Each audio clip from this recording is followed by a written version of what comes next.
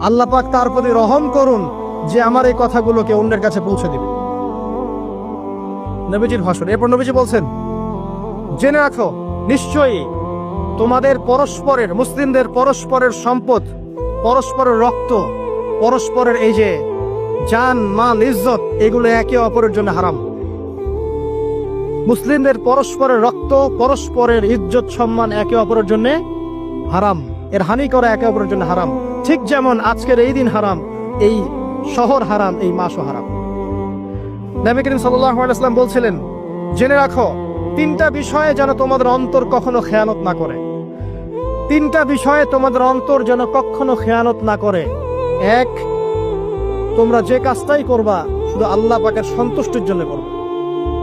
তোমরা যে কাজই করবে শুধু আল্লাহর সন্তুষ্টির জন্য করবে, তোমাদের শাসক বর্গের কল্যাণ কামনা করবে।